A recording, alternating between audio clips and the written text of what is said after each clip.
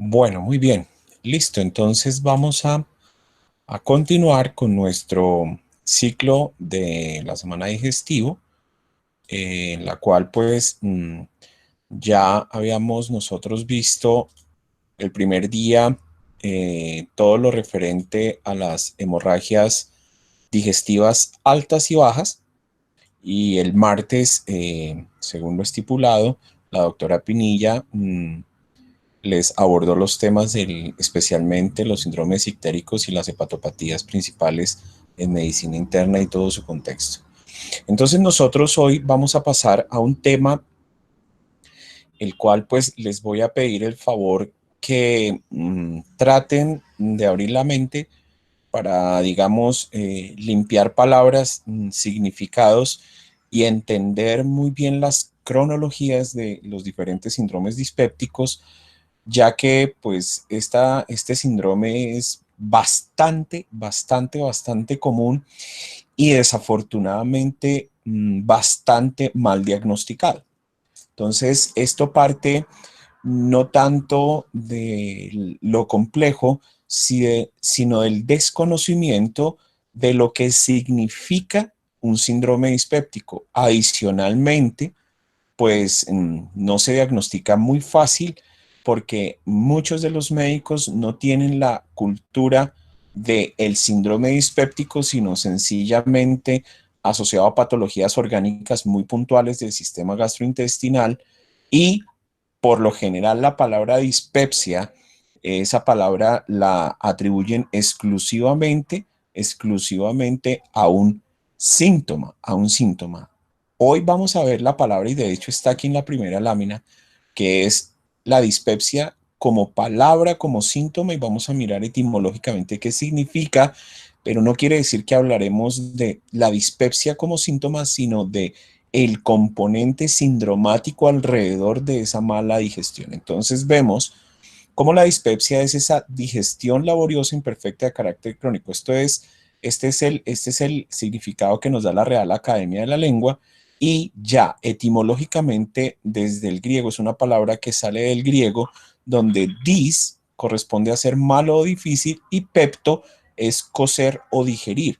Al final, este dispepto pues lo que genera básicamente es lo que está aquí entre comillas al final, que es una mala digestión. Obviamente esto es dispepsia, dispepsia como síntoma, o sea que cuando yo le digo a un paciente que está padeciendo de dispepsia, estoy diciendo que estoy indigestado, que tiene una mala digestión. Diferente es cuando ahorita empecemos a meternos en el rancho de lo que es un síndrome y mucho más de carácter dispéptico. Para eso les informé a los grupos que tenían que ir leyendo y preparando los criterios de Roma 4. Los criterios de Roma 4 es la reunión del consenso de los expertos, gastroenterólogos, cirujanos, nutriólogos, una cantidad de especialistas que tratan de consensuar, tratan de consensuar eh, la distribución de las patologías del tracto digestivo según su altura, su etiología, sus características etarias, una cantidad de elementos que los que juiciosamente leyeron los criterios de Roma 4, primero se dieron cuenta que son hartamente largos, se dieron cuenta que son largos. Segundo, que son complejos, que no son tan fáciles de digerir porque hablan de muchas cosas, de muchísimas cosas, de la enfermedad del esófago, la enfermedad del estómago, la enfermedad del yeyuno y la enfermedad del colon, los asociados al colon, los asociados al esófago, los asociados al estómago. Bueno, vieron que hay cantidad de cosas, pero especialmente hay y puntualmente habla una partecita especialmente de los síndromes dispépticos, y ahorita vamos a ver sobre cuáles síndromes dispépticos, que ya vamos a ver que se van a dividir en tres, y habla de ellos, cómo se reconocen, cómo se abordan y cómo se manejan.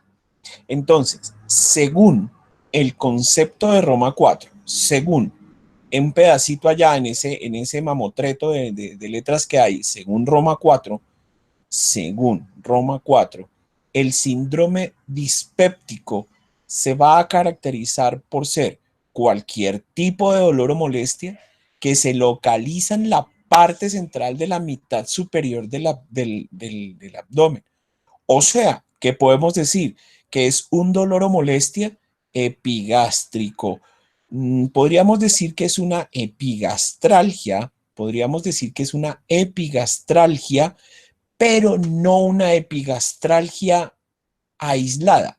Quiero aclarar, no es lo mismo el paciente que llega hoy, se come, va a cualquier sitio, se come 5 empanadas con mucho ají y después se toma una cerveza y al rato está con una pirosis y con dolor en el epigastro.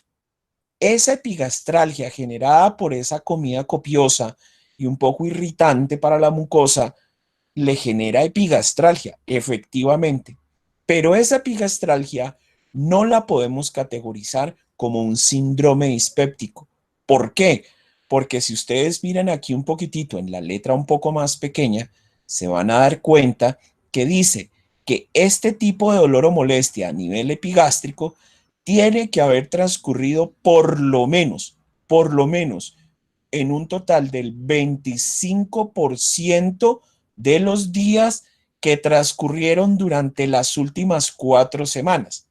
Entonces vamos allá.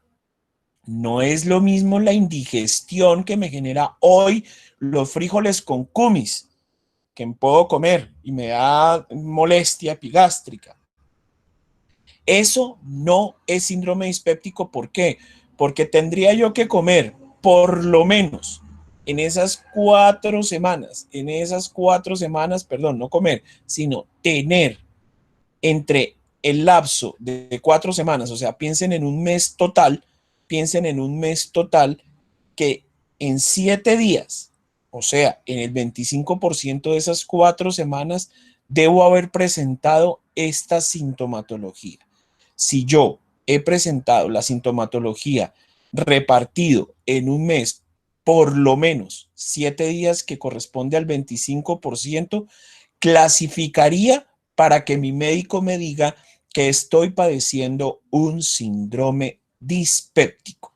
Hasta ahí es la definición etimológica y obviamente semiológica de lo que es un síndrome dispéptico a partir del último consenso actual que hay sobre las enfermedades gastrointestinales, que es Criterio de Roma 4.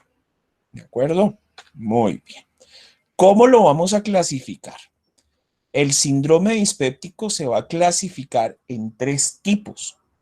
Estos tipos primero están ordenados de una manera muy lógica, muy lógica. La dispepsia no investigada, ¿qué significa? Significa ese paciente que llega hoy a mi consulta y tiene la molestia o el dolor a nivel epigástrico, ya lleva más de un mes y durante ese mes ya nos dimos cuenta que tiene más del 25% del tiempo de ese mes sintomático.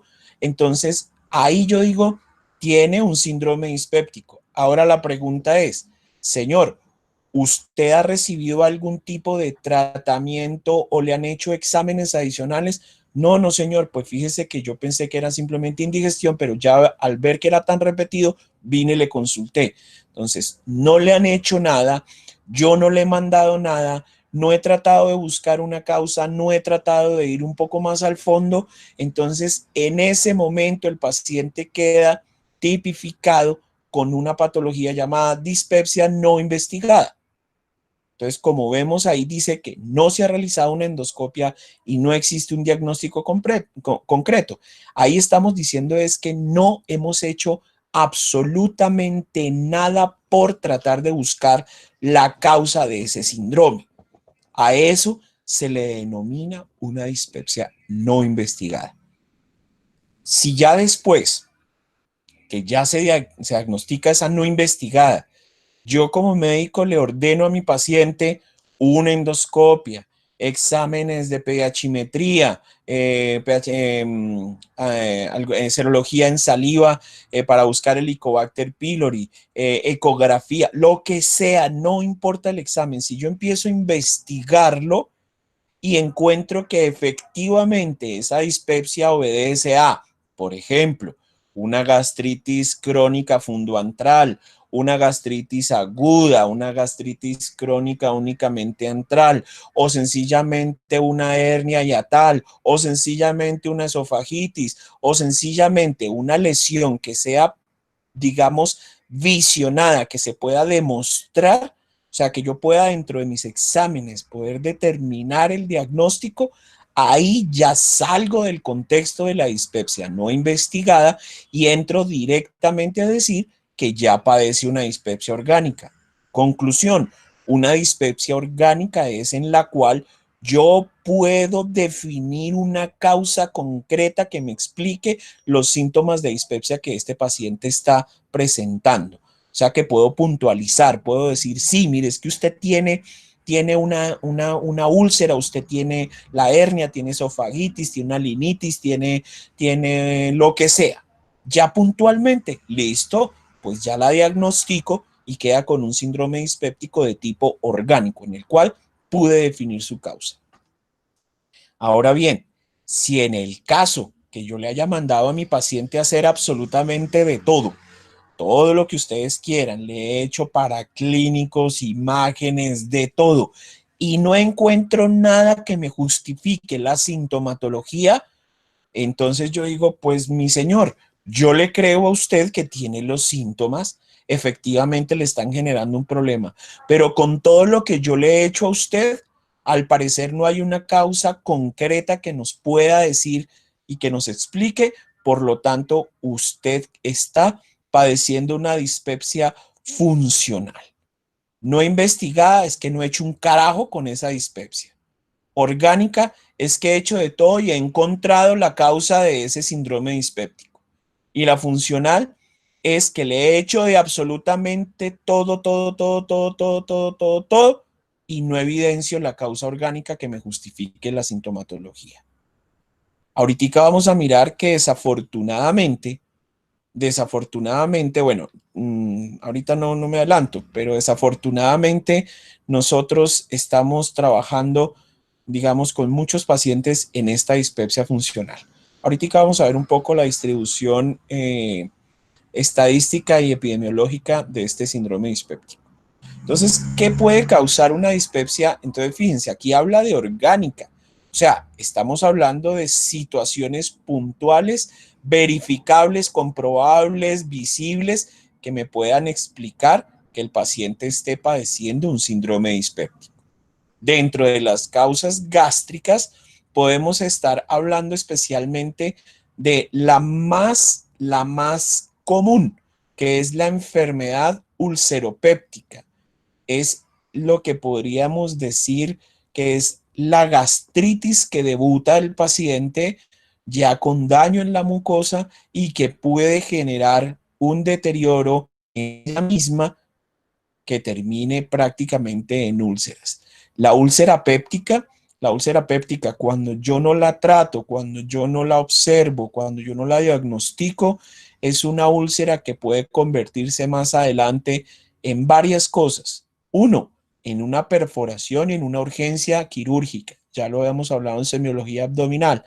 Dos, la resistencia que hace la mucosa y la histología de esas células de la mucosa pueden empezar a generar, dada la iatrogenia y dado el daño tisular que va a tener esta región, histológicamente va a generar cambios que dentro de esa velocidad de reparación puede generar un daño en la reproducción mitótica de esas células y nos puede generar procesos llamados en patología, ustedes ya lo deben saber, metaplásicos.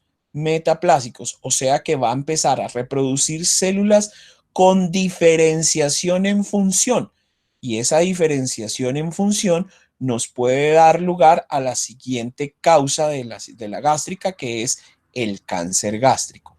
O sea que un síndrome dispéptico orgánico tiene que ser, ojalá, lo más rápidamente y eficazmente diagnosticado para intervenirlo inmediatamente y evitar complicaciones que más adelante ya dejan de ser secundarias a un plano dispépsico y ya podría ser más complicado a una perforación de úlcera o a una consecución de un cáncer gástrico.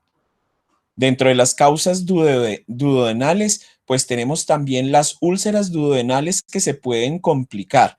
Una duodenitis erosiva que pues lo va a dar especialmente por la agresión de la mucosa, por el consiguiente cambio del pH de todos los jugos que están pasando ya en el quimo o en el bolo que está intentando hacer el tránsito intestinal y algunas veces lesiones obstructivas a causas de, digamos, pérdida de la luz o por masas que se puedan ubicar en esa región. Otras causas digestivas pueden estar hablando de enfermedades biliares o pancreáticas, estas dadas especialmente en páncreas a páncreas exocrino y enfermedades biliares especialmente a una a un mal metabolismo de las sales biliares, a la acumulación de cálculos o al taponamiento de algunos conductos o esfínteres como el esfínter de Oddi en el páncreas o el conducto biliar a nivel de la desembocadura de la vesícula biliar. Podemos tener lesiones inflamatorias o obstructivas del intestino delgado y algunas lesiones inflamatorias o obstructivas del intestino grueso.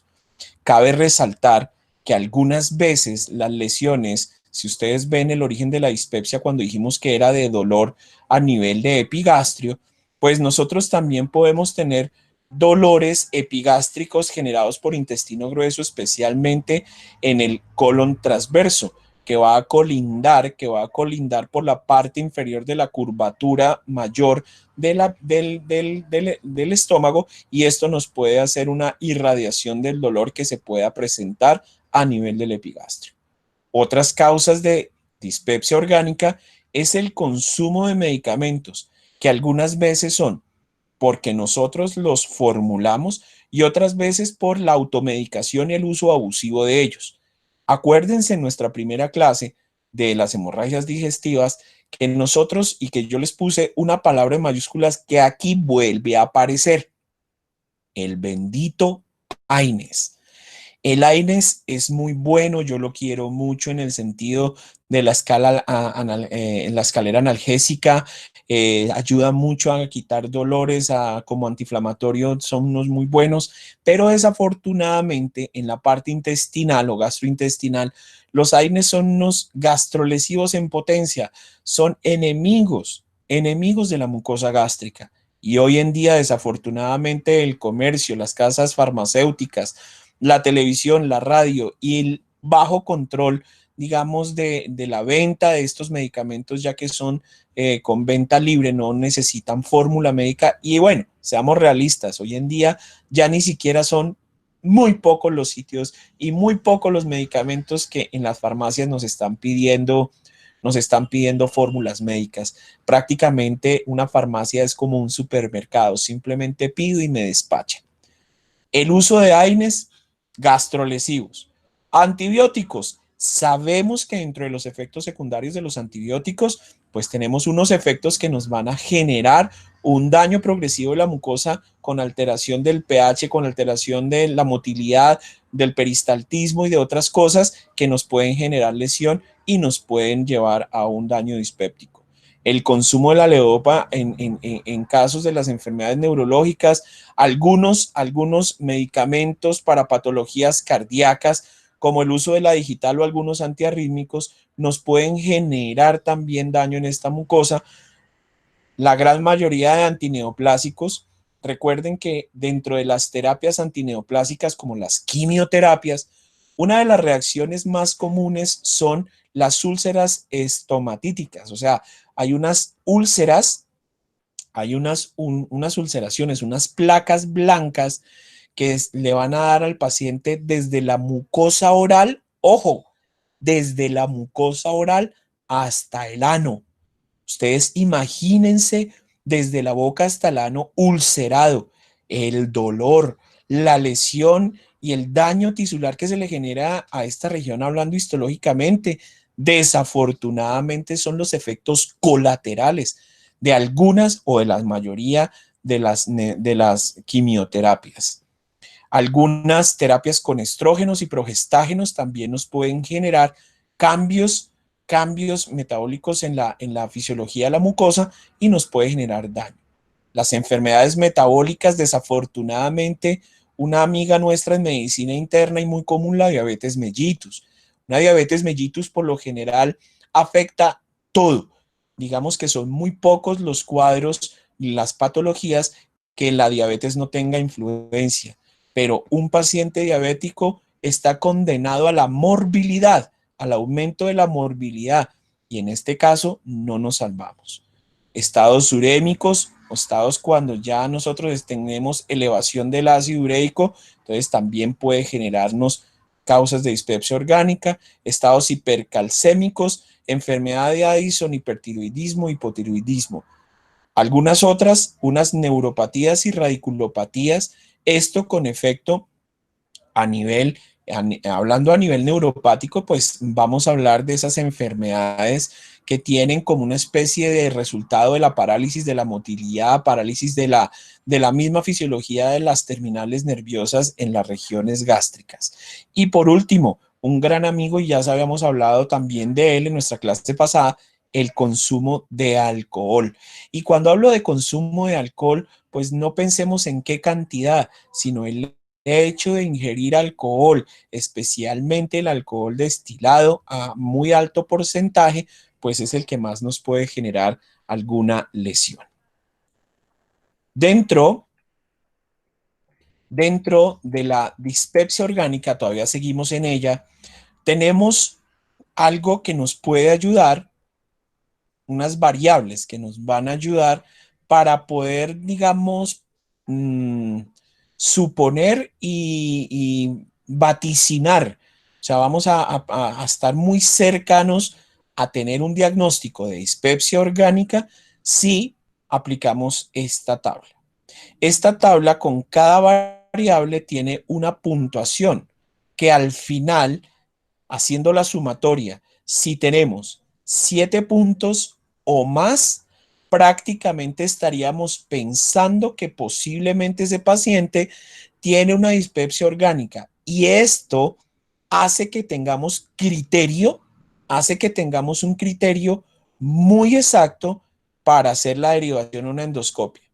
¿Por qué es importante esta tabla? A veces uno en la ley dice, no, qué tontería, no es tan tonta. ¿Y por qué no es tan tonta?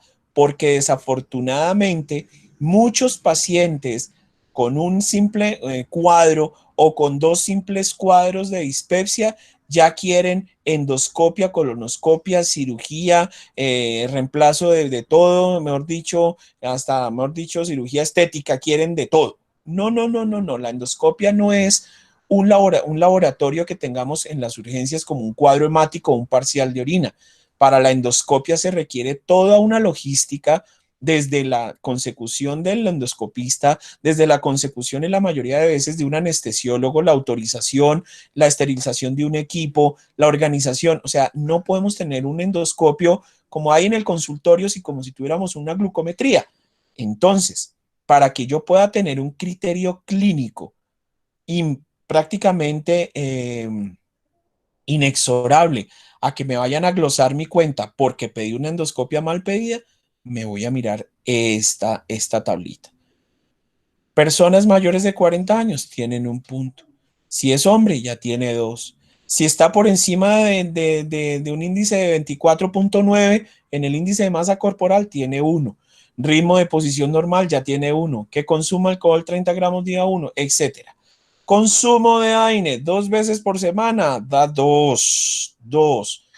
Que cuando coma se le alivia el dolor, ya tiene dos. Quiere decir que si no hay comida, hay mayor injuria por los jugos gástricos, pero si acaba de comer y el dolor baja, es porque la comida hace un buffer, y ese buffer hace que prácticamente la acidez pueda aumentar, perdón, pueda disminuir, logrando un aumento de la alcalinidad, y esto genera menor consecuencia de recepción, digamos, de dolor. Entonces, este es un signo clarísimo, clarísimo de que hay una dispepsia orgánica posiblemente por gastritis. Que haya pirosis, que después de la comida se genere pirosis, pues esto va a generar, pues obviamente el aumento a nivel de la digestión, aumentan la pepsina, la gastrina, acuérdense en todas esas células, el peptinógeno, si no estoy mal, y otras sustancias que son bastante ácidas. Si se presenta pirosis diaria, tiene 2 puntos. Si la pirosis es intensa, un solo punto. Y si el paciente tiene una historia previa de úlcera diagnosticada en su historia clínica, tiene 2 puntos. Si al final la sumatoria nos da 7 o más, no le dé miedo. Dígale, posiblemente tiene una dispepsia orgánica. Y segundo, inmediatamente dele una orden para una endoscopia. No vaya a dársela inmediatamente ya, que tienen que tomársela en 5 minutos porque quiero saber qué tiene. No, eso solamente ocurre en casos de inestabilidad o en casos donde usted considere que esté haciendo síntomas de úlcera perforada o sangrado digestivo alto. Muy bien. Ahora nos metemos, según los criterios de Roma 4, a criterios de dispepsia funcional. O sea, funcional. Entonces, alguien por favor va a quitar el micrófono, va a prenderlo y me va a decir que es un síndrome dispéptico funcional. Es en el cual no hay una causa orgánica, no hay justificación de por qué la sintomatología. Perfecto. ¿Quién habló? Laura. Laurita, muchísimas gracias. Efectivamente, la dispepsia funcional, como tú lo dices, es a la cual ya le he hecho de todo, o sea, no le he hecho tratamiento, sino que le he buscado la causa y no la he encontrado. Le he hecho la endoscopia, le hice pHimetría, le hice todo, exámenes en sangre, le hice ecografía, le hice tomografía de cráneo, le hice prueba de embarazo, le hice de todo y no le encontré causa. Entonces yo digo, ay carajo, parece que usted tiene una dispepsia funcional. Pero ¿cuáles son los criterios para hablar de dispepsia funcional? Criterios diagnósticos.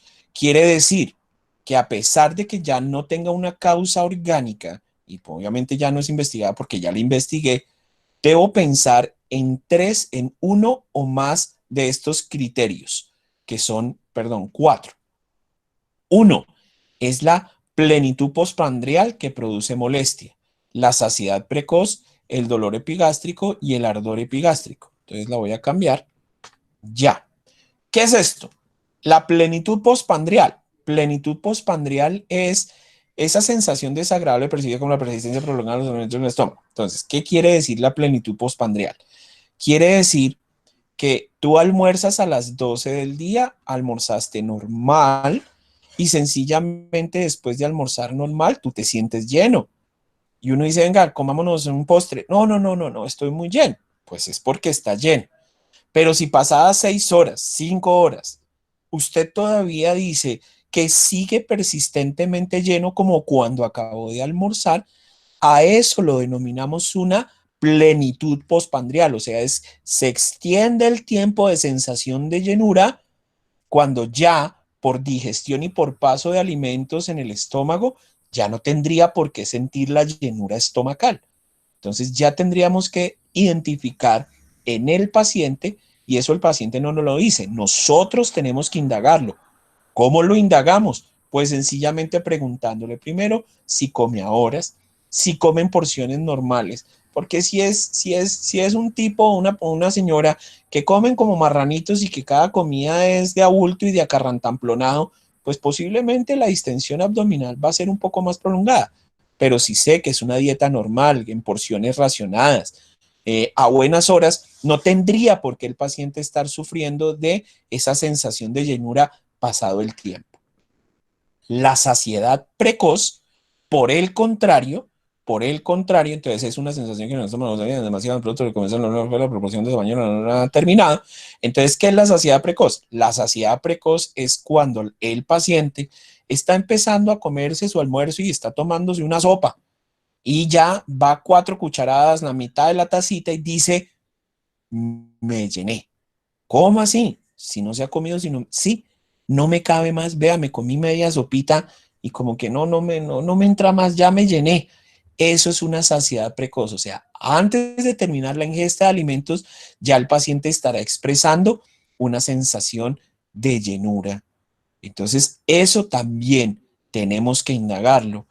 Todas estas cuatro cosas se indagan por lo general de la misma manera. O sea, modo sexto, no los quiero. Bueno, señor, quiero descartar la plenitud postprandial.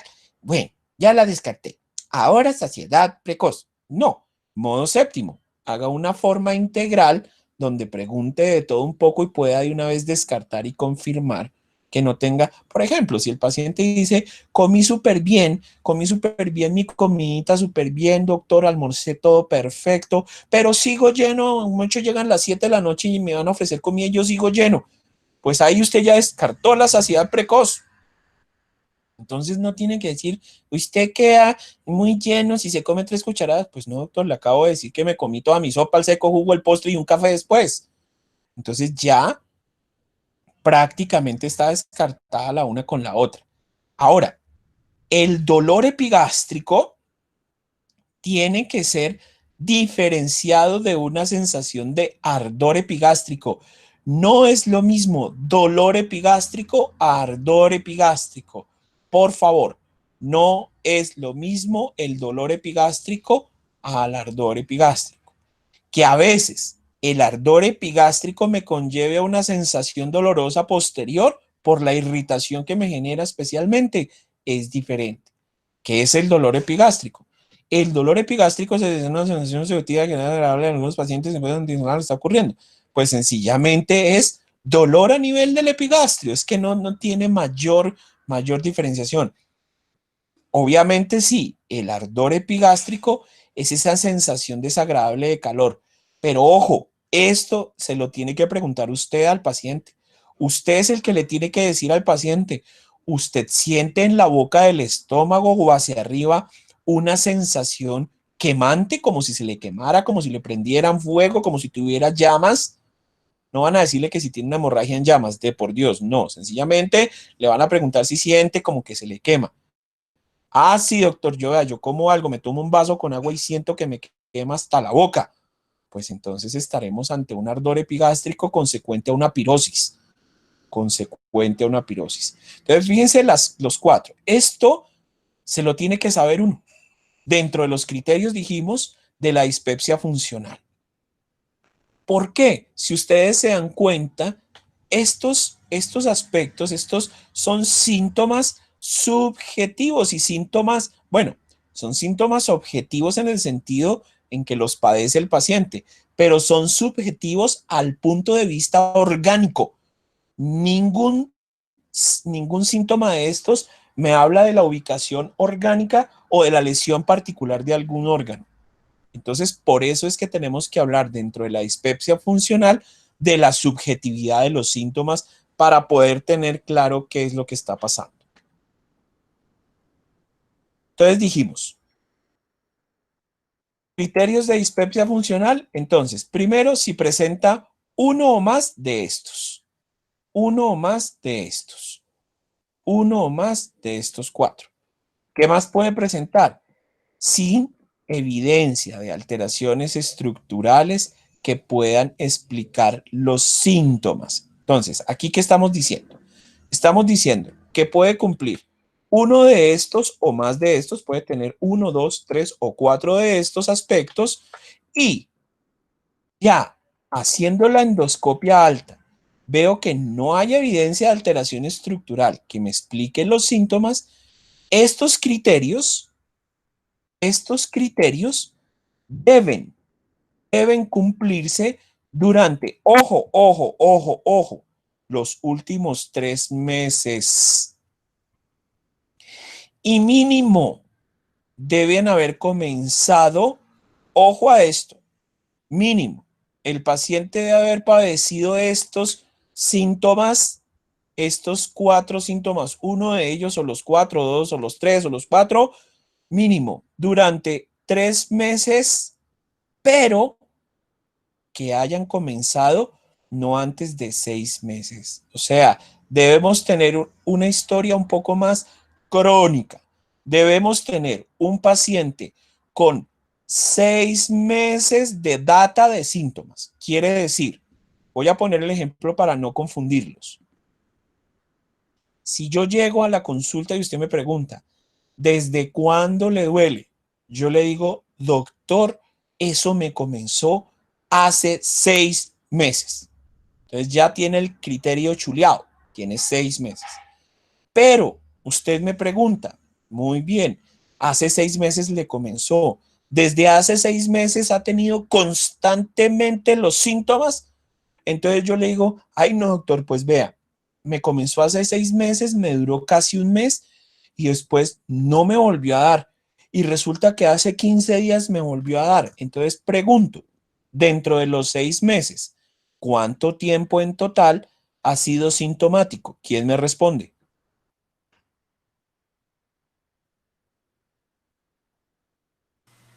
Los 15 días, ¿no? No. ¿Cuánto tiempo ha sido sintomático? O sea, esos 15 días son lo último, pero en total de esos 6 meses, ¿cuánto tiempo ha sido sintomático?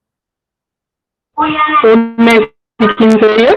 Exactamente, un mes, 15 días. Entonces, ahí yo no le puedo dar un criterio tan fehaciente a que estemos ante una condición de un síndrome dispépsico funcional.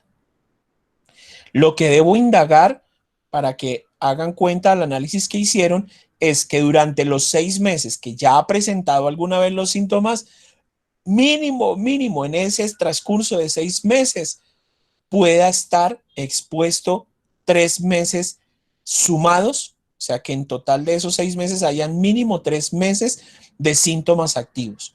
De esa manera puedo decir que el paciente es diagnosticado con una dispepsia funcional. Mis síntomas deben tener 6 meses de evolución y mínimo en esos 6 meses debo tener los últimos 3 meses concretos al diagnóstico para hablar de dispepsia funcional. Esta foto, pues yo no sé ni por qué no la he quitado. Esa foto tiene huevo, porque imagínense, ni en América Central ni en América Latina hay gastritis ni dispepsia. Imagínense, somos el sector del mundo más sano del mundo a nivel gástrico. Esto es falso.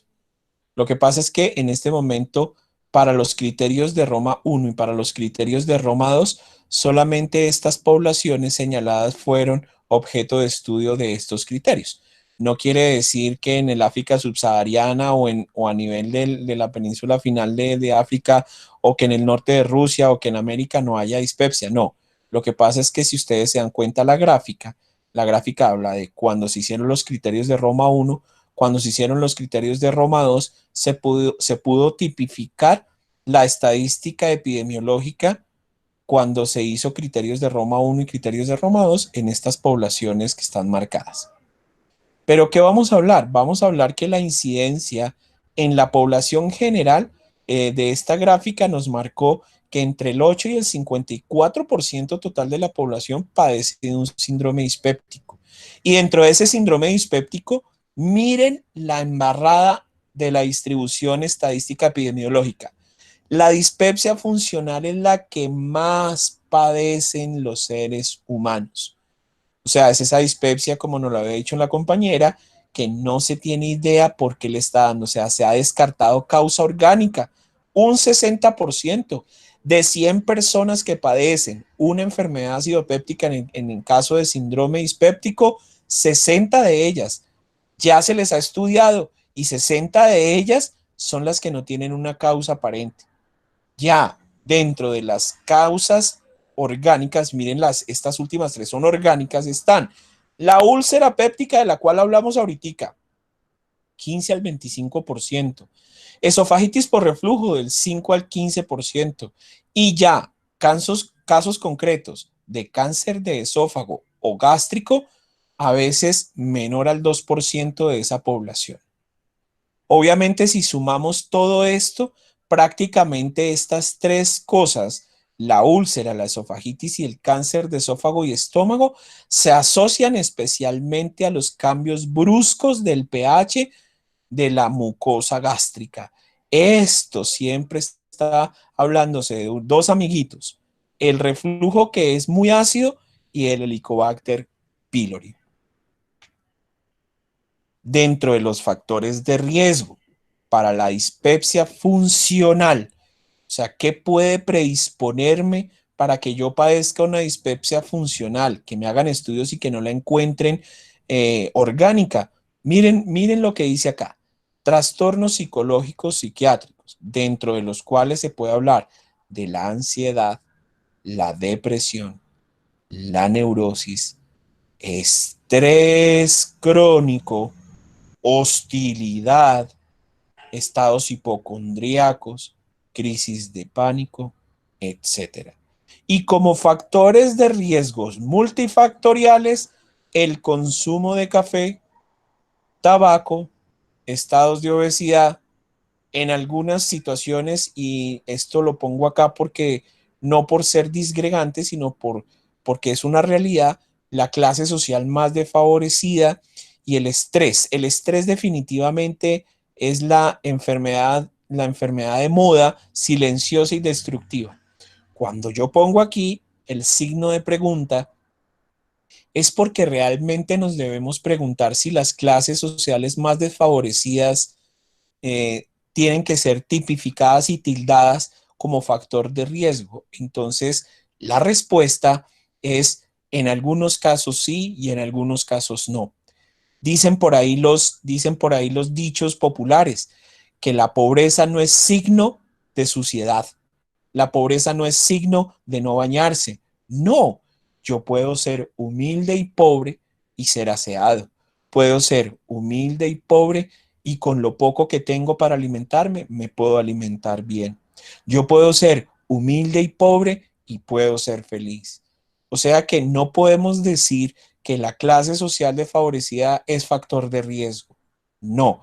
Ahora veamos la cara del otro lado, la cara de la moneda del otro lado. Es pues que desafortunadamente hay muchas personas que están, digamos, ubicadas dentro de estas clases sociales más desfavorecidas, que desafortunadamente sí tienen todos los factores de riesgo muy, muy al día para que tengan un síndrome dispéptico funcional. Entonces, si ustedes se dan cuenta que anteriormente estábamos hablando de ansiedad, estrés, hostilidad, hipocondriasis, yo le pregunto, ¿cómo es una familia normalmente plurinuclear, hacinada, viven en un cuarto, viven muchas personas? Entonces yo le pregunto, ¿será que ahí podrá haber ansiedad? ¿Podrá haber violencia? ¿Podrá haber estrés? Imagínense el papá de 8 chinitos que a duras penas se levantan y tienen una panela para repartir entre todos, tienen una cama para que duerman 4,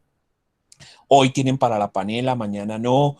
Miren ahorita con el COVID, con la cuarentena, la gente que vive del diario, que no lo tiene. Entonces, ¿ustedes no creen que todos estos factores pueden aumentar en esas personas, digo yo, más desfavorecidas, que les pueda generar una sintomatología de dispepsia funcional? Entonces, yo creo que todos responderían muy al unísono, dirían, sí, señor, es lógico que se generen muchos problemas alrededor de una condición desfavorecida. Yo les digo que cuando yo veo las noticias, veo estos días los noticieros, me da como una sensación izquierdosa de querer ir a luchar por el pueblo, porque definitivamente yo digo, oiga, yo aquí en mi casa estoy, bendito Dios, estoy muy bien. Pude antes de la cuarentena ir a hacer un mercado de 3, 4 carros con mi esposa, llenamos las alacenas, hemos podido ir 2 o 3 veces a perarnos de frutas, verduras, carnes, tenemos Netflix, internet muy bueno, cada uno tiene su computador, tenemos todo, televisores, tenemos de todo, comodidad, tenemos lo que ustedes quieran, muchachos. ¿Y cuántas personas en esta crisis están padeciendo condiciones bien infrahumanas, bien fregadas? Entonces, ahí es donde nosotros tenemos que volvernos esos médicos psicólogos para poder ahondar en nuestros pacientes sin miedo, obviamente con mucho respeto y mucho tacto, tratar de buscar factores de riesgo como estos para que yo pueda hacer un diagnóstico a pesar de que ya haya hecho todo lo necesario para descartar una dispepsia orgánica. Como factor de riesgo, no para la dispepsia funcional, pero sí para la causa orgánica, estamos hablando en los casos de la úlcera péptica, el consumo de AINES, vuelve y aparece ese señor, el AINES, y la infección por Helicobacter pylori asociado también al consumo casual o crónico o pesado del tabaco. El tabaco, háblese de cualquiera de sus expresiones, del tabaco puro, del cigarrillo con filtro, cigarrillo sin filtro, de las preparaciones caseras de tabaco, ese tipo de cosas que tengan tabaco nos van a generar factor de riesgo para desarrollar una úlcera péptica. En el caso del cáncer gástrico, el factor de riesgo más grande es este amigo, el Helicobacter pylori, que ya prácticamente desde el año 94, hace ya casi ya 20 años, 16 años, creo que son, 94, 2004, 2004, sí, 16 años, ya prácticamente quedó consagrado como un carcinógeno tipo 1 definitivo. Quiere decir que el hecho de que un paciente esté expresando en su mucosa o colonice el Helicobacter pylori o padezca la infección por Helicobacter pylori está siendo prácticamente condenado a que se genere una predisposición carcinógena para que le dé una neoplasia a nivel gástrica. Ya como causas multifactoriales para el cáncer gástrico, podemos hablar del abuso de la ingesta de sal y de nitratos. Los nitratos, ¿alguien me puede decir en dónde están? ¿En qué alimentos? ¿En dónde están los nitratos? Alguien que me diga, por favor. En los asados y todo eso. Bueno, en los asados bien, en lo que se quema, en los quemados, en los chamuscados, en esos carbonizados, esos carbonizados generan ahí un poquitito de nitratos, pero ¿en qué alimentos? ¿En qué alimentos hay nitratos sin quemarse? O sea, con el solo hecho de consumirlos hay nitratos. En los embutidos. No, En las verduras. no, En las carnes. no. ¿Quién da más? No, en los pollos esos que inyectan de como sustancias químicas, hormonas y esas cosas. No, no. ¿Quién me dice? A ver, nitratos. Oiga, ni siquiera sean vivos, googleen esa vaina. ¿Coca-Cola? ¿En dónde? ¿La Coca-Cola? No. Bueno, no nos vamos a detener en los tubérculos, o sea, en la papita, en la papa, niños, tubérculos. Todos los alimentos que sean tubérculos tienen una alta carga de nitratos. ¿De acuerdo? Nitratos. En la carne se puede dar cuando se le ponen sales de nitro, ¿sí? Cuando se le pone a la carne sales de nitro para su conservación, aumento del color y conservación propia, se llama asesinar la carne, pero no es asesinar con S, sino asesinar con Z. Eso es asesinar la carne. Con unas sales especiales o sales de nitro se salan para que la carne se deshidrate, se seque, o sea, se momifica y se conserva. Eso es lo que hacen en el campo donde no tienen neveras. Entonces cogen un pedazo de carne grande, la asesinan y la cuelgan en un sitio donde ningún animal se la pueda comer y la carne se seca y eso se llama nitrar la carne.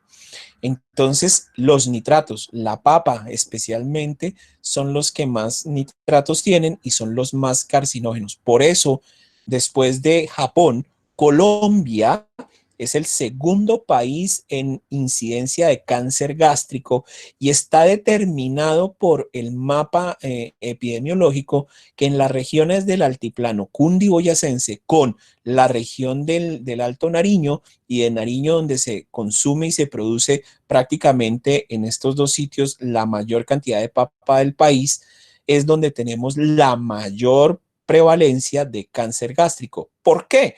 Porque a nosotros los que vivimos en esta región, digamos, fuimos criados a punta de papa. Yo creo que el primer caldo que nos dieron después de la leche materna fue un caldo de papa caballuno con cebolla, cilantro y ajo, pero tenía papa. Entonces, para que no se les olvide, factor de riesgo para cáncer gástrico, 3 factores fundamentales, muchachos, nunca se les vaya a olvidar. Esto fue una clase que tuve con el doctor Jaime García, nuestro anterior decano, y fue fabulosa porque se me quedó en la cabeza. Entonces, los 3 grandes factores para cáncer gástrico es: 1, ser blanco; 2, tener sangre A positivo. La sangre A positivo tiene descendencia germana de la región bávara, o sea, de la región alemana. Y el tercer aspecto, entonces, primer aspecto, ser blanco; segundo aspecto, A positivo; tercer aspecto, haber sido criado con papa. Adivinen yo cuántos criterios tengo. Tengo los 3. Soy blanco, soy A positivo y trago papa como una vaca. Claro que ya no mucho, pero sí fui criado a punta de papa. Muy bien, sigamos.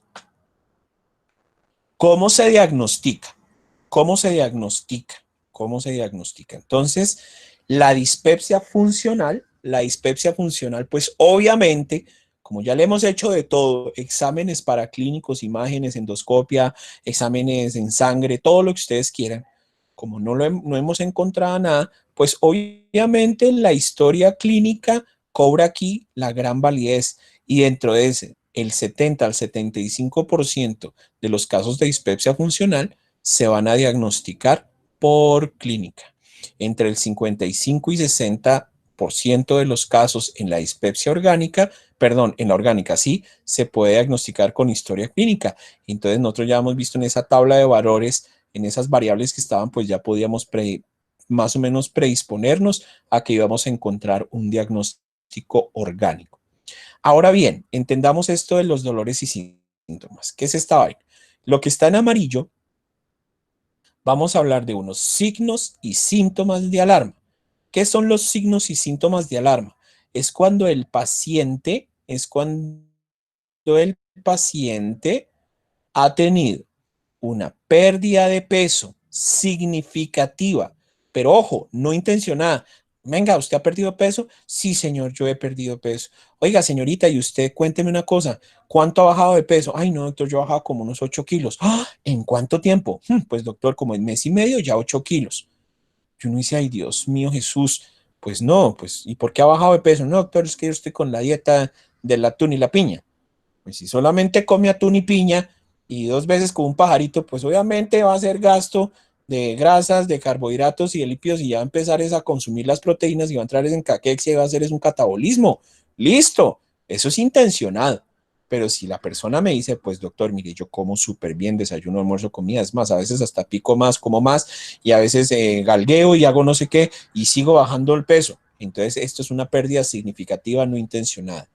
Que tenga vómitos graves o recurrentes, que tenga signos de disfagia, que pueda tener algún signo de sangrado digestivo. Entonces nosotros ya lo sabemos, ¿no? Hematemesis, melenas y anemia. Anemia, acuérdense que es el signo del sangrado oculto, que pueda tener una masa abdominal palpable en el abdomen superior. O sea que estos signos y síntomas de alarma, ¿alguien me puede decir qué están buscando o qué están descartando? Hemorragias. No. ¿Un cáncer? ¿Cáncer? Muy bien, cáncer, sí señor, cáncer. Muy bien, estos signos y síntomas de alarma no son signos y síntomas de alarma para dispepsia, son signos y síntomas de alarma para cáncer gástrico, para cáncer gástrico. ¿Estamos? Entonces, yo puedo decir, por historia clínica puedo diagnosticar una dispepsia, pero ojo, cuando estoy hablando de los dolores y síntomas, debo indagarlos de alarma para descartar que no vaya a ser que estemos ante un proceso neoplásico. Dentro de otras cosas que podemos pedir para el diagnóstico son paraclínicos, y de los paraclínicos puedo pedir laboratorios y endoscopia. Pilas con la endoscopia, porque en un paciente, ojo, ¿a quién se le hace biopsia cuando se hace endoscopia? Se le hace en biopsia por endoscopia a un paciente que sea mayor de 55 años y o sea, que tenga o que solamente tenga signos o síntomas de alarma. O sea, si la orden, el endoscopista dice endoscopia, entonces va, mira y dice, ay, sí, señor, parece que tiene algo, y sale y ya. No lo obligan a nada más. Pero en el caso de que el paciente sea mayor a 55 años y que adicionalmente o no necesariamente tenga 55 años, presente signos y síntomas de alarma, o sea, estos de acá, la orden del gastroenterólogo es siempre tomar estudios y muestras anatomopatológicas de la región que considere. O sea, tiene que buscar para descartar la prueba, perdón, la prueba no, para descartar que el paciente esté haciendo un cáncer.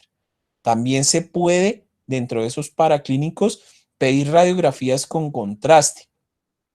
Esas radiografías con contraste lo que buscan es la marcación de algunos sitios, hipercaptación de algunos sitios o fisuras de algunos sitios para poder determinar si hay algún tipo de diagnóstico de dispepsia orgánica o que me pueda justificar la no apariencia orgánica en una dispepsia funcional.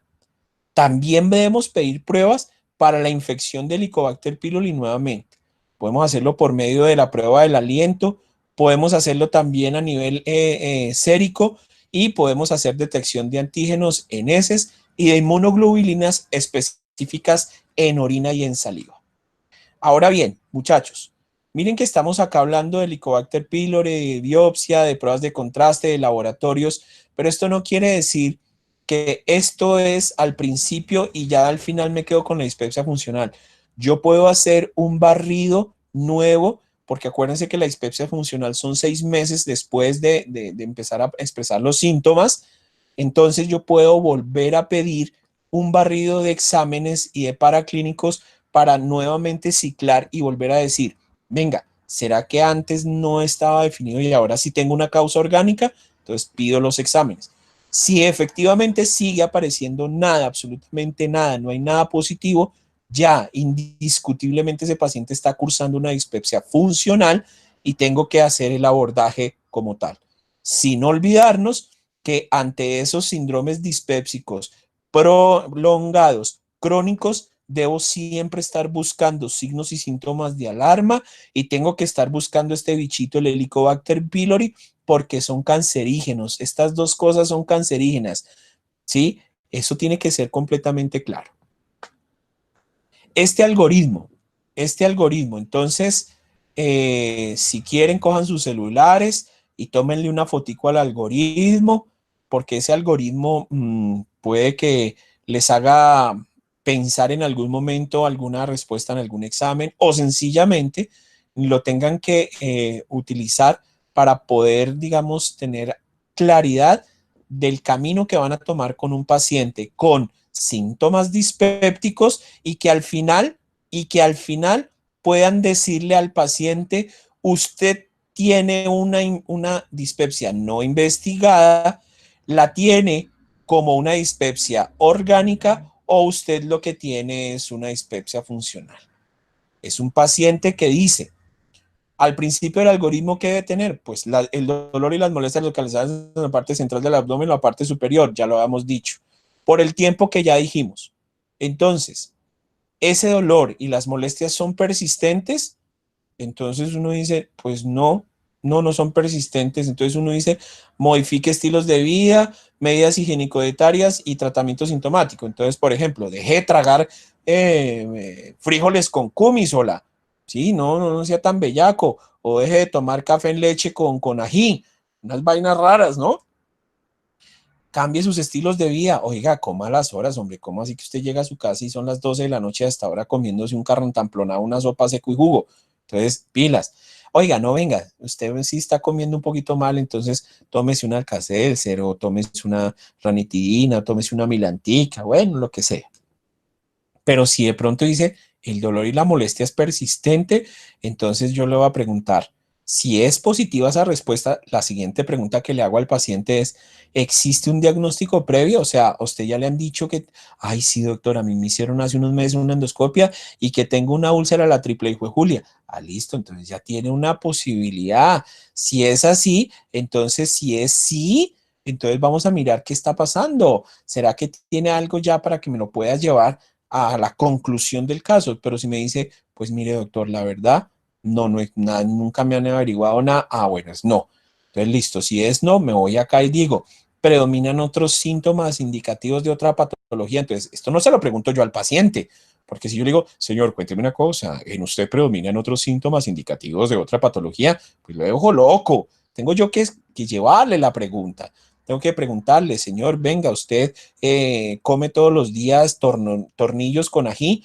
Ah, sí, no, vea usted todos los días que come, dígame qué come. No, yo me tomo 35 tazas de café, 45 empanadas con 80 kilos de ají. Ah, bueno, pues ya le está diciendo usted si hay alguna situación que lo conlleva o si usted ya pregunta síntomas más puntuales. Si al final de esa indagación le dice que sí, oiga, sí, sí, sí, sí, hay síntomas indicativos de otra patología, entonces descarte una enfermedad por reflujo gastroesofágico, descarte un síndrome intestinal irritable, una patología biliar o que el paciente vuelve y juega, esté consumiendo AINES de manera controlada o automedicada, no importa.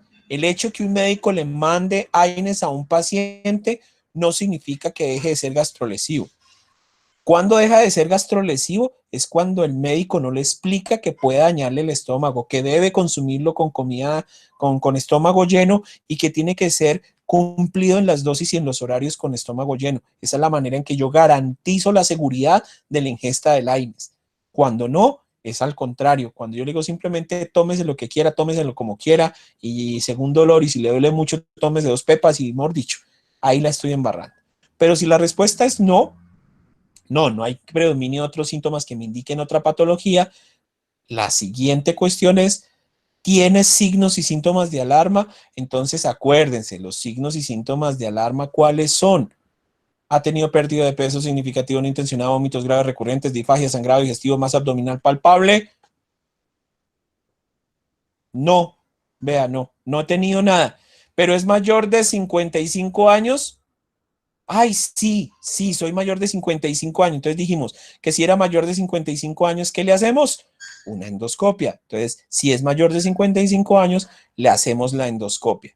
Ah, no tiene signos ni síntomas de alarma y además no es mayor de 55 años. Perfecto, entonces estamos ante qué? A que no le han hecho un carajo para la dispepsia no investigada, entonces se la tenemos que investigar. Pero en el caso de que presente signos y síntomas de alarma, ya le tenemos que hacer endoscopia. O sea, sí o sí, si tienen signos de alarma. Y con la endoscopia, acuérdense que como nos deja hacer una visión directa, podemos determinar si hay úlceras gástricas, úlceras duodenales, úlceras pépticas en general. Y si no hay absolutamente nada la endoscopia, pues entonces ya entraría yo al algoritmo de la dispepsia funcional. ¿Está claro el algoritmo o hay alguna pregunta acerca de él? No, señor, está claro. Bueno, muy bien. Continuemos. Muy bien. Entonces, dentro de la dispepsia funcional, aquí estamos hablando de dispepsia funcional, vamos a hablar de la prevención primaria. ¿Alguien me puede decir, por favor, qué significa prevención primaria? ¿Qué es la prevención primaria? Son como las acciones que hacemos para, pues como dice la palabra, prevenir que se vaya a dar la enfermedad. Perfecto, o sea, es todas las cosas que hagamos para evitar que se den un paciente sano, para evitar que le dé la enfermedad. Alguien que me diga, bueno, te preguntamos, entonces, dentro de la prevención primaria es que ese paciente pueda adoptar estilos de vida saludables, que tenga una buena alimentación, que tenga una buena actividad física, pero miren, lo más importante aquí, lo más importante aquí es que el paciente tenga un adecuado manejo de estrés. ¿Y por qué el manejo de estrés? Porque lo dijimos anteriormente, uno de los factores de riesgo asociados a la dispepsia funcional más graves, más grandes, es el estrés, la ansiedad, el pánico, el estrés crónico. Recuerden que el estrés no es malo. Recuerden que el estrés es protector. El estrés es una medida de supervivencia que tiene el ser humano simplemente para sobrevivir y supervivir. O sea, el estrés es bueno. O sea, es como cuando dicen, cuando le dice a uno un profesor y uno va a dar un concierto, es el estrés que genera el nerviosito que le da a uno como esa sensación. Eso es bueno, eso es protector porque hace que uno haga lo mejor para que ese concierto salga bien. En este caso, el estrés, cuando se habla de manejo de estrés, es cuando el estrés se desborda y se convierte en no benefactor y protector a agresivo y a lesivo.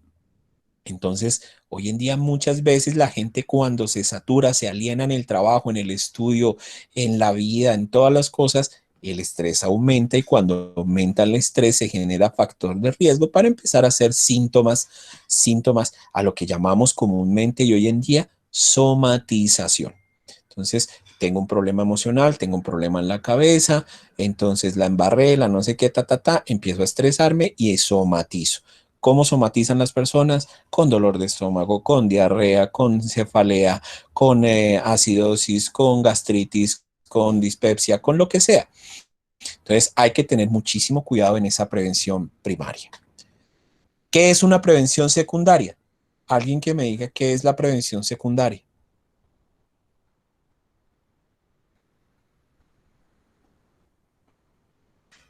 Buenas para participar en el programa.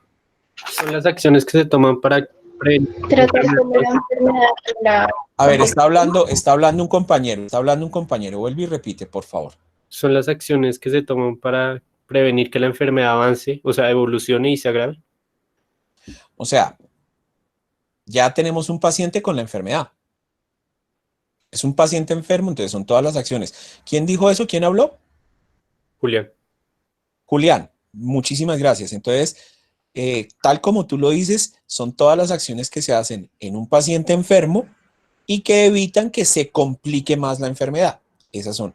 Entonces, si ya estamos ante una prevención secundaria, es que ya lo tiene.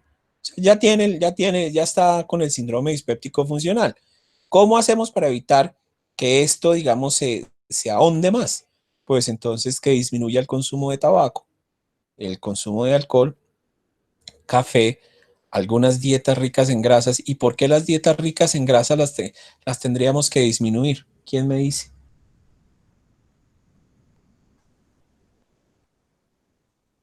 Porque hay que disminuir las dietas ricas en grasas.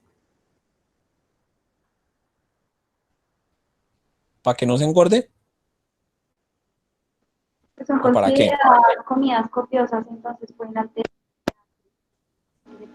No, digamos que vamos a hablarlo. ¿Se acuerdan que habíamos visto que uno de los factores de riesgo era la obesidad? Primero. Y segundo, recuerden que entre más grasas consuma yo, mayor producción de sales biliares voy a tener. ¿Sí se acuerdan de eso? El metabolismo digestivo. Que entre más grasas consuma yo, más pongo a trabajar a la vesícula, me produce más sales y las sales no son buenas en estados aumentados. Porque las sales pueden producir nitratos. Entonces hay que tener cuidado con eso. Y aparte de eso, si ya se satura el hígado de la grasa que no puede metabolizar porque ya tiene dañado el sistema de producción de ácidos grasos, entonces el hígado se empieza a dañar y empieza a formar un hígado graso que se vuelve hipofuncionante y tiene otras consecuencias. Otras cosas, ¿qué tenemos que hacer? Hombre, ya tiene la enfermedad, hermanito, bájele al estrés, hermano, cálmese un poco, miremos si está en depresión y quitémosle la depresión y náuseas en ese caso. ¿Y por qué debo quitarle las náuseas? Porque recuerde que cuando hay náuseas hay un peristaltismo inverso que hace que se suban los ácidos grasos por el esófago y va a haber una lesión de la mucosa por no resistencia al manto ácido. Entonces, Todo esto hay que evitarlo. Si uno le pone esto es lógica, esto es pura lógica, esto no tiene nada de misterio. Vuelve otra vez, tabaco, nada, nada de tabaco. Y vuelve otra vez esta señorita que aparecer esta palabra AINES.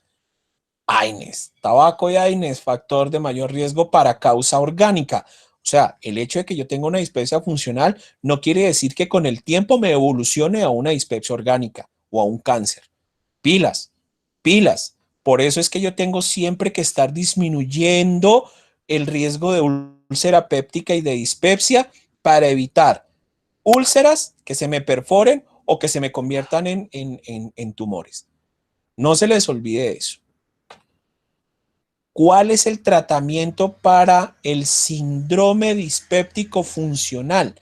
Entonces, hablamos de un tratamiento farmacológico en el cual podemos dar una terapia con procinéticos, con antagonistas H2 y con inhibidor de bomba de protones. Obviamente, según en el sistema en que usted esté, según donde usted esté trabajando, en el sistema en que usted se mueve, la medicina prepagada, en la medicina del plan obligatorio de salud, en la medicina del plan complementario, en la medicina del régimen subsidiado, lo que mal llamamos el CISBEN, pues usted debe saber, no le importa o sea, lo único que usted debe saber es que debe dar un procinético, un antagonista H2 y un inhibidor de bomba de protones. Aquí les pongo ejemplos de alguno de ellos. No estoy diciendo tácitamente que el único procinético que yo pueda dar sea la metoclopramida, que el único antagonista H2 de dar es la ranitidina y que el único inhibidor de bomba de protones sea el omeprazol. Estoy hablando que estos son los que pertenecen a estos grupos y que estos son los que comúnmente tenemos en nuestro sistema obligatorio de salud. Dentro de nuestro plan obligatorio de salud son los que contamos. Algunas veces las mismas medicinas prepagadas dan estos 3 medicamentos. Lo que pasa es que algunas veces los dan con nombre comercial, pero la fuente activa es la metoclopramida como uno de los procinéticos insignias, la ranitidina es de las más conocidas, y el omeprazol. Entonces, hoy en día el omeprazol se lo están dejando a las personas que tienen que pagar cuotas moderadoras muy bajas. Ya hay otros medicamentos aquí al lado, como el esomeprazol, el pantoprazol, ¿sí? El vansoprazol, que son medicamentos de moléculas un poco más complejas, pero muchísimo más costosas. Entonces, ¿cuál es la función de estos medicamentos? Entonces, si estamos en un síndrome dispéptico funcional, donde sencillamente no tenemos una causa orgánica aparente que nos manifieste la sintomatología, tenemos que mejorar algo que es el peristaltismo, o sea, tenemos que poner como un relojito el sistema digestivo en cuanto a su motilidad para darle mejor funcionamiento a los momentos evolutivos del bolo alimenticio y la digestión de él hasta las heces fecales.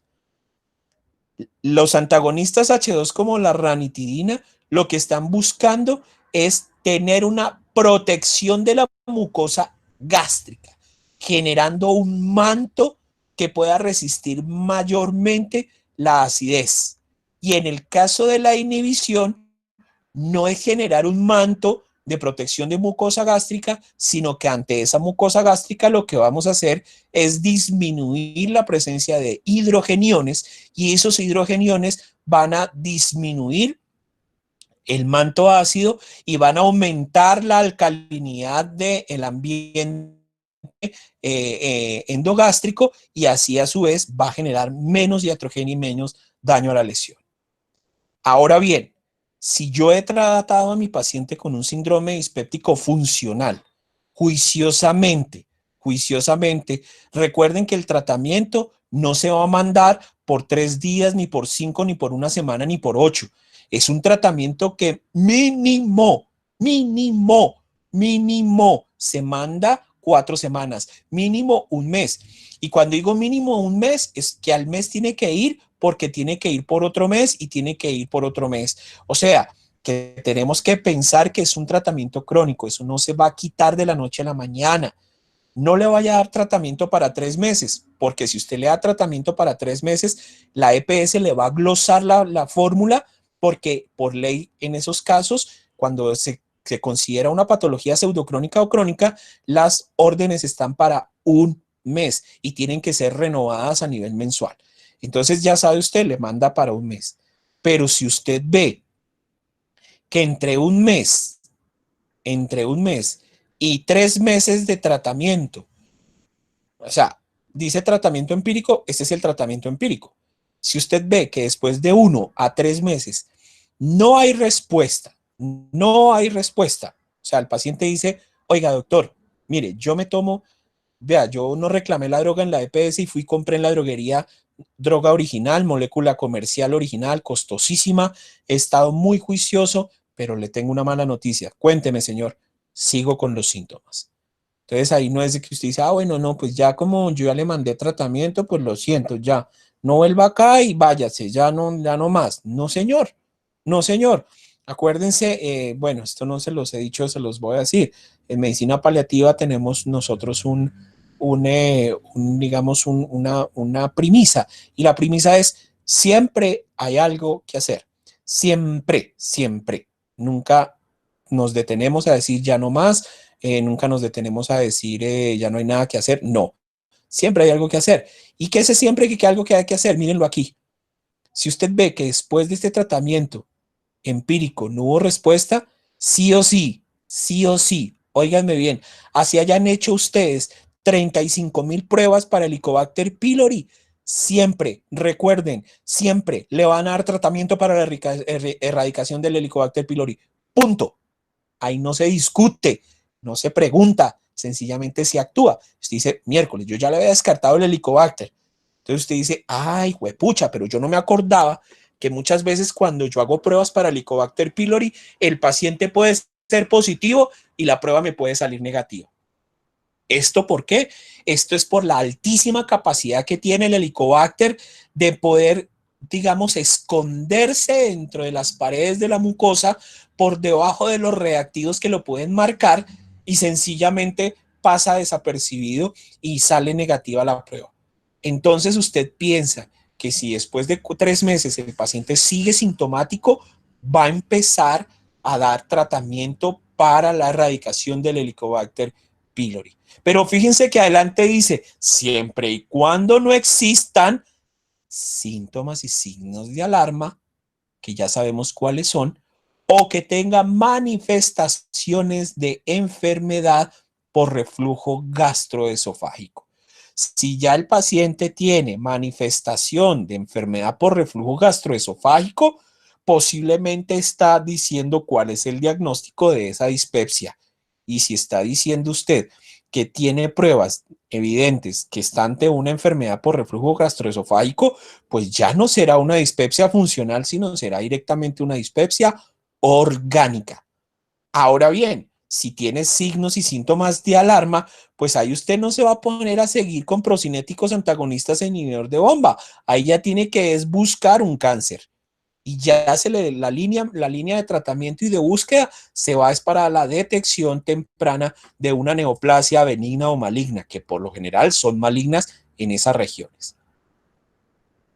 Entonces, fíjense que aquí les estoy mostrando un cuadro en el cual habla de las opciones por línea del tratamiento para la erradicación del Helicobacter pylori. Pilas a lo que les voy a decir.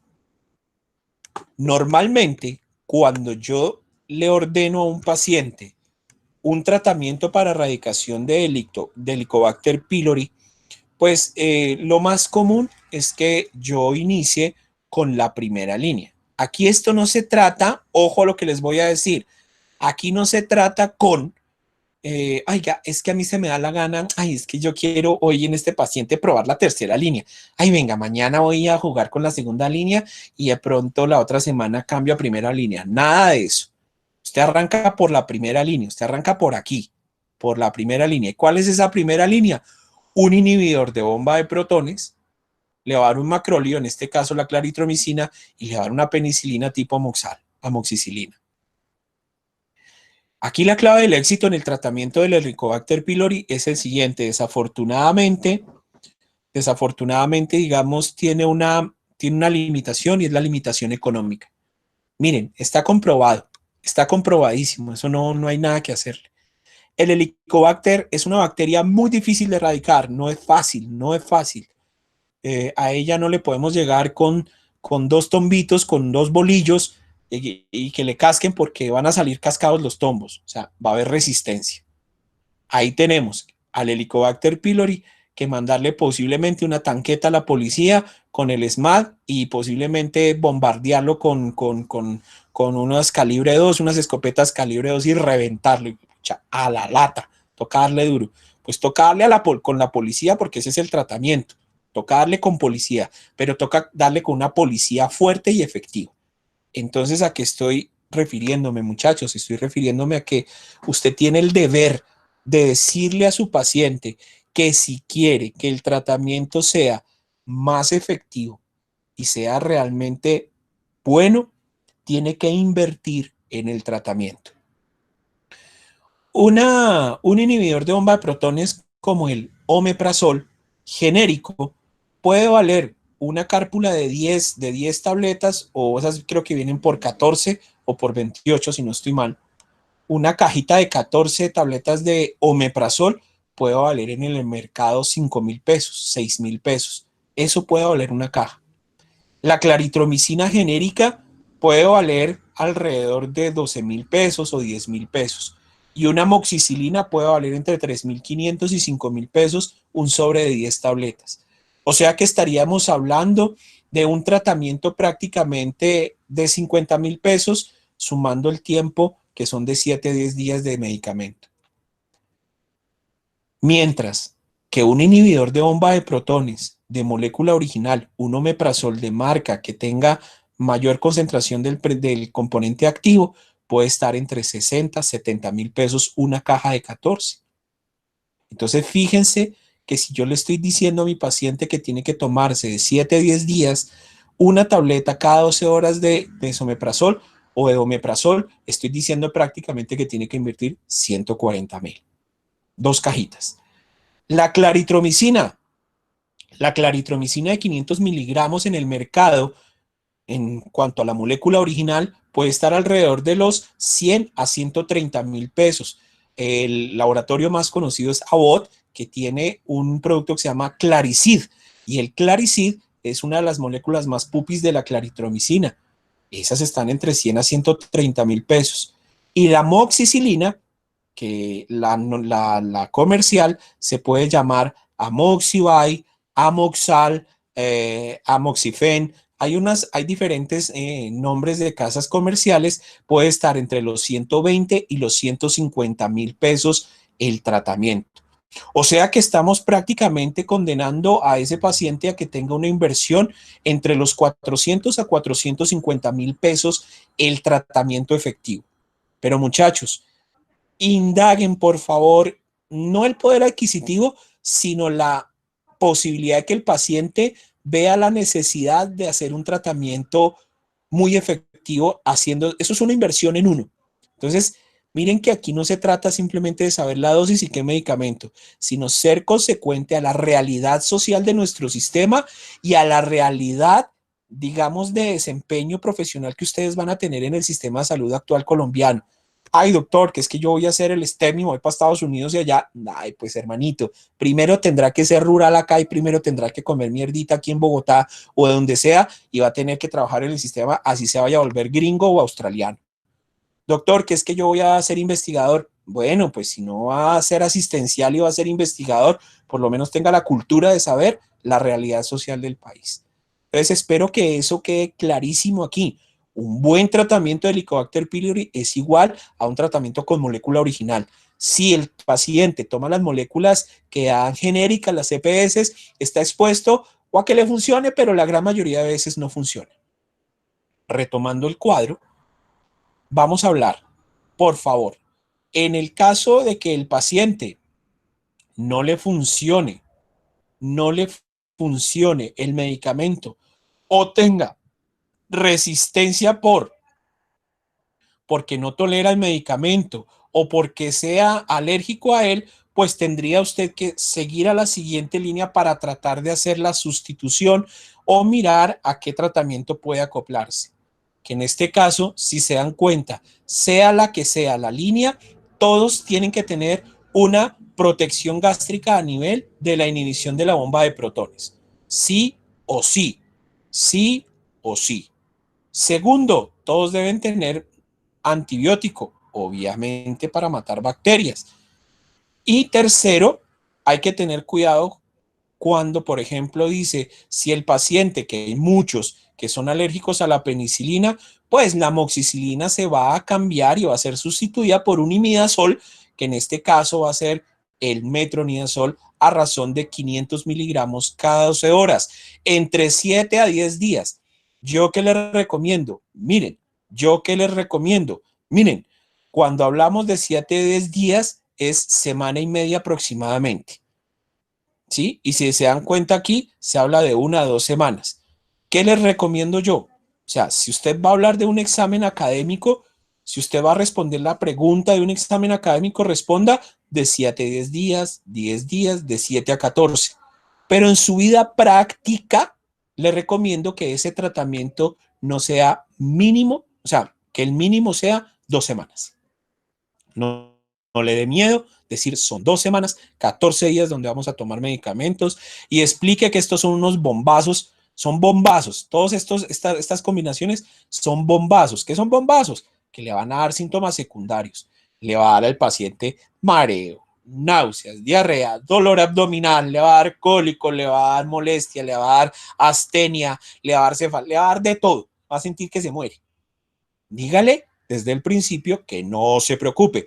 Adviértale, oiga, si le dan un dolorcito de estómago, si le da náuseas, si le dan peditos, diarreíta, cólico, le da esto, no se afane, es natural por el medicamento. Si usted no le explica al paciente que le va a dar eso, el paciente le va a abortar el tratamiento porque él va a sentir que apenas se toma la moxal o la claritromicina, ya está sintiendo síntomas, dice, ay, no, esta vaina me pone más mal de lo que estoy, abandona y hay fracaso terapéutico. Y el fracaso terapéutico no es porque el paciente sea necio, es porque usted no hizo una adecuada educación farmacológica al paciente para que garantice la buena adherencia al tratamiento. Entonces tengan mucho cuidado. En la segunda línea y la tercera línea hay 2 opciones.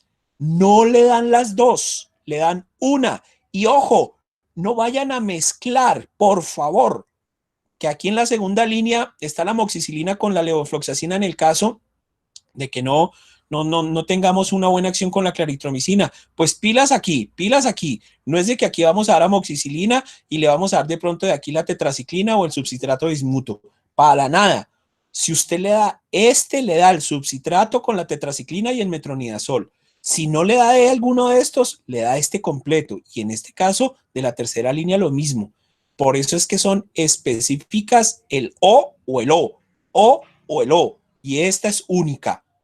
Para que quede claro, para cuestiones de examen, si se les llega a preguntar el tratamiento, no quiero que me vayan a confundir los medicamentos. Se aprenden este aparte, este aparte, este aparte, este aparte y este aparte. ¿Queda claro? ¿Queda claro?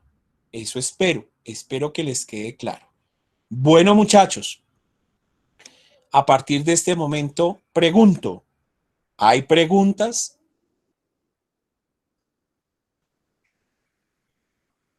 ¿Hay preguntas? Doctor, yo Doctor, tengo una una pregunta. pregunta. Bueno, entonces, no sé si queramos ser un poco machistas y entonces le dejamos primero el privilegio a las damas. ¿Quién está hablando? Laura, doctor. Laura, pregúntame. Después de hacer el tratamiento, ¿cómo corroboramos si se erradicó finalmente Helicobacter pylori? Si en las pruebas muchas veces es difícil hallarlo. Ok, entonces estamos hablando del tratamiento de la dispepsia funcional. Cuando hicimos tratamiento de Helicobacter, ¿cómo sabemos? Pues mira, es muy sencillo. Ahí acuérdate que el tratamiento, cuando pasaron los 3 meses de tratamiento empírico y el paciente sigue sintomático, digamos que lo que hay que buscar es que con el tratamiento que hicimos de erradicación de Helicobacter pylori, cuando hagamos el control, el paciente no nos exprese síntomas. Esa es la idea, que el paciente no nos Ok. exprese síntomas. Ahora, la pregunta más bien yo la aumentaría. ¿Qué pasaría si el paciente, a pesar de que se hizo el tratamiento de ¿Sigue con erradicación, síntomas? sigue con síntomas? Entonces, ¿ahí qué hago? ¿Ahí qué hago? Entonces, ahí yo miro el tiempo de evolución que ha tenido y puedo volver a hacer un screen de exámenes. Porque acuérdate que el hecho de que yo tenga una funcional no quiere decir que en el tiempo no me dé una orgánica. Entonces, yo tengo que mirar en el tiempo cuándo fue y cuándo es prudentemente la repetición de un examen para volverlo a hacer. Si no, te puedo asegurar, eso te lo puedo asegurar desde la práctica clínica, te puedo asegurar que el paciente tiene un problema en la torre. ¿Qué quiere decir? Que tiene su huevonadita ahí de estrés, de pendejada y ansiedad, tiene su pendejada. Y simplemente es un proceso somático. Eso sí te lo aseguro. Pero tú puedes estar precisamente haciendo un roller y haciendo un ciclo. No quiere decir que sea infalible el tratamiento de Helicobacter, porque si fuera una dispepsia funcional y el tratamiento infalible es la erradicación, pues desde el principio yo le mando la erradicación, ¿verdad? Pero fíjate que no, entonces tú tienes que ser como muy abierta a las posibilidades sintomáticas de tu paciente. ¿Listo? ¿Sí queda claro? Sí, señor. Perfecto. ¿Otra pregunta? Doctor, en el caso Señor. de haber un paciente que se diagnostique primero pues con causa orgánica, digamos Ujú. medicamentosa, luego de un tiempo que se No, maneje, espérate. ¿Cuál causa medicamentosa orgánica? o sea, digamos que llegue por dispepsia de causa orgánica, por O sea, que medicamento. tenga un síndrome. No. No puede haber un síndrome orgánico por medicamento.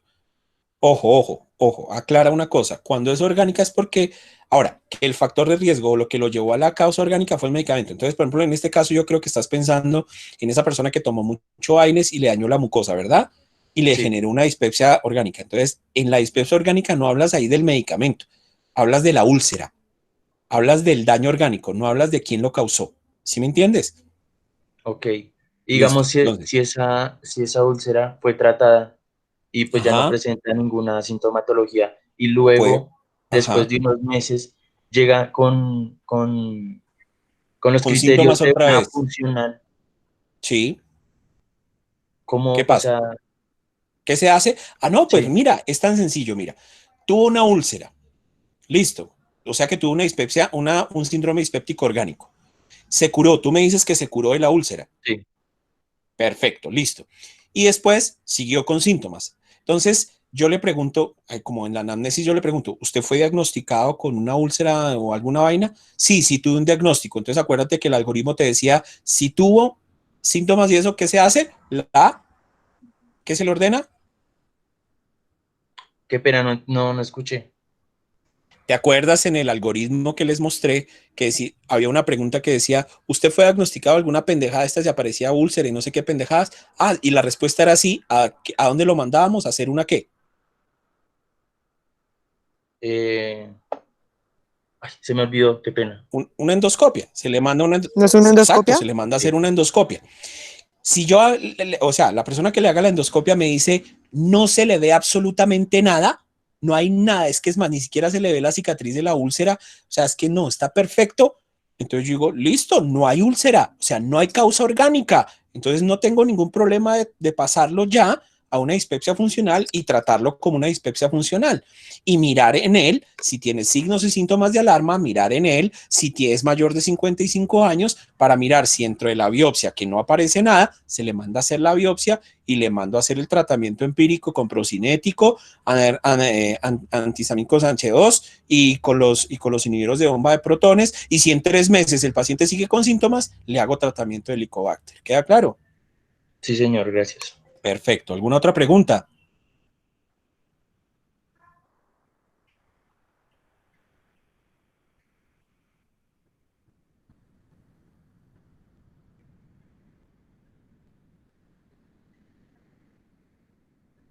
¿Alguna otra pregunta?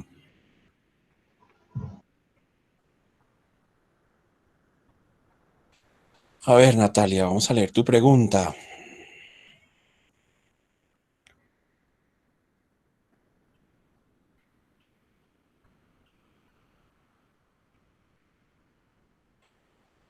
¿No tienes micrófono, Natalia?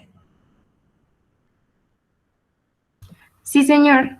Listo, entonces déjalo prendido. Tú me preguntas, en un paciente de la tercera edad que se trata con omeprazol y el omeprazol le cause diarrea por mala absorción, ¿se cancela?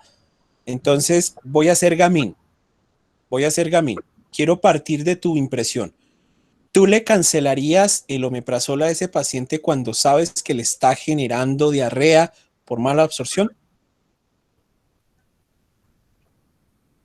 ¿Tú lo cancelarías sabiendo que le está generando un daño ese medicamento? ¿Lo cancelas? Sí. La respuesta es sí, exactamente. Entonces, si tú le cancelas ese medicamento, entonces tú dices, ay, juepucha, entonces tengo que controlarle la mucosa gástrica, entonces puedes proponer el uso de protectores de mucosa gástrica, por ejemplo, el sucralfate, ¿cierto? Que genera un manto espectacular. Le puedes dar la milanta, le puedes cambiar y mantenerle la ranitidina y le suspendes el inhibidor sin miedo. O sea, si tú ves que un medicamento, o sea, que me está saliendo más cara la cura que la enfermedad en cuanto al costo-beneficio, quítalo. Imagínate un viejito cagón con una diarrea crónica. ¿Qué le pasa a ese viejito? Se nos va. Imagínate, se nos puede morir. Entonces yo prefiero tener un viejito no tan cagón y más bien con una buena mucosa protegida. ¿Listo, Nata? Sí, señor. Perfecto. Ok. ¿Alguna otra pregunta?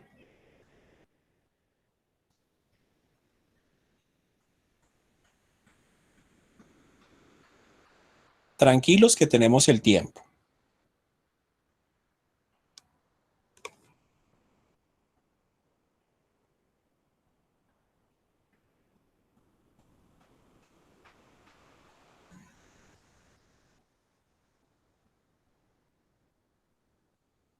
Bueno, niños, entonces Doctor, veo... una compañera di- tiene una pregunta. dime, María Una José. Ay, compañera qué pena, si es que no vi el chat al final. María José, por favor, coloca tu micrófono. no le funciona. Que no le funciona. Bueno, entonces vamos a leerla. Dice, doctor, y en caso de que con erradicación del Helicobacter pylori por 2 semanas persisten síntomas y el paciente no presenta signos de alarma, ¿qué se haría o qué acción se toma? Mi micrófono no sirve. Bueno, gracias por la especificación. Entonces, mira, María José, resulta que nosotros los médicos tenemos que tener tacto para tratar a un paciente desde lo visible y lo no visible, desde lo tangible y lo no tangible. Entonces, mira, discúlpame. En el caso de que tú hayas tratado a tu paciente con un tratamiento empírico, tenía un síndrome dispéptico funcional, le diste su tratamiento por 3 meses, no funcionó, después le mandaste erradicación de Helicobacter pylori por 2 semanas y aún después de ese tratamiento le persisten los síntomas, tú tienes que volver a hacer una nueva anamnesis de ese paciente. O sea, tienes que tratar de una manera más psicológica de buscar la causa. ¿Por qué? Porque fíjate que tú, durante todo el tiempo que has tratado a ese paciente, has tratado de tratarlo fisiológicamente y orgánicamente. O sea, has tratado de hacer todo para que no le duela nada y no sienta nada. Pero si el paciente persiste, la invitación es a que retomes nuevamente un buen interrogatorio con ese paciente y recapitules nuevamente haciendo un estudio cronológico de ese paciente. Tú vas a recapitular sus acciones, su trabajo, su ambiente. Ahí puedes aplicar elementos de medicina familiar muy importantes. Por ejemplo, o sea, si tú has indagado en ese paciente que no tenga úlcera, que no tenga helicobacter, que no tenga no sé qué, que coma bien, que necesite más, pues la pregunta es, ¿será que ese paciente cómo vive? Entonces, tú tienes claro su familiograma, Tú le has hecho posiblemente una meboma a ese familiograma, le has hecho un ecomapa a ese paciente y a ese familiograma, o tú le has mirado la escala de disfunción familiar. ¿Será que tiene un problema en el trabajo, tiene un problema con su esposa, con sus hijos, con su entorno, con su identidad, con lo que sea? Entonces, fíjate que tú puedes, indagando esas esferas que no son tan somáticas, perdón, no son tan físicas, puedes mirar si hay esferas espirituales, psicológicas, mentales, económicas, que puedan estar somatizando en tu paciente. Entonces, la respuesta es concreta.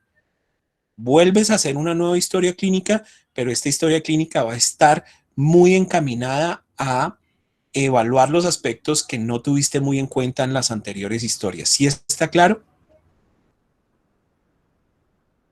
Perfecto, María José. ¿Alguna otra pregunta? Doctor, yo tengo una pregunta. ¿Quién tiene la pregunta? Jonathan, Jonathan, cuéntame. ¿por qué en el tratamiento farmacológico del síndrome dispéptico funcional se dan los procinéticos? Muy bien. Acuérdate que muchas veces, si quieres, gracias. Muchas veces el solo hecho del trastorno de la motilidad gastrointestinal puede generar la molestia y el dolor. Entonces, sencillamente, esa mala procinesia o esa mala motilidad muchas veces no sale en los exámenes, a no ser que yo esté haciendo un examen dirigido a mirar la conducción de la motilidad gástrica, pero la gran mayoría de veces esto no nos afecta en absolutamente nada. Si yo llegase a pensar que es un trastorno de la motilidad, yo con el procinético lo que estoy garantizando es un adecuado movimiento, una adecuada sincronía entre los movimientos de la digestión a partir de la primera porción del esófago, que es donde tenemos la gran activación de todo ese sistema, hasta el ano. Entonces el procinético, ahí la metoclopramida no la utilizamos pensando en el vómito o en la náusea, sino que lo utilizamos es con el efecto que puede generar en el movimiento muscular, en el orden del movimiento muscular y la cinemática del tracto digestivo. Simplemente para eso lo damos. ¿Está claro? Sí, señor doctor. Ok, muy bien. ¿Alguna otra pregunta?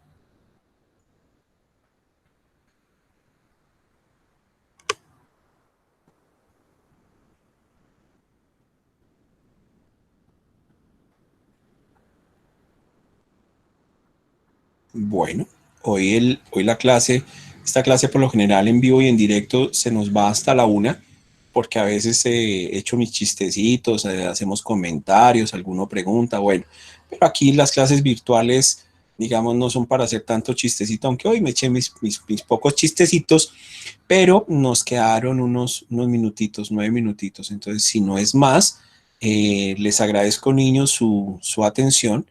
Espero pues que estudien. Ya próximamente les comunicaré por correo electrónico, les comunicaré cómo va a ser el examen, cuándo va a hacerse, las condiciones y la distribución para que todos puedan presentar el examen parcial del área digestivo, previa conversación que voy a tener con Lina Pinilla para determinar la estrategia para la presentación de este examen.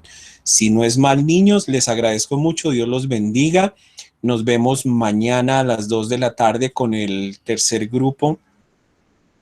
Recuerden que el viernes es festivo. Mañana el último grupo de electrocardiografía básica y nos vemos mañana. Entonces, una feliz tarde para todos. Saludos en sus casas. Dios los bendiga. Que estén muy bien. Con gusto.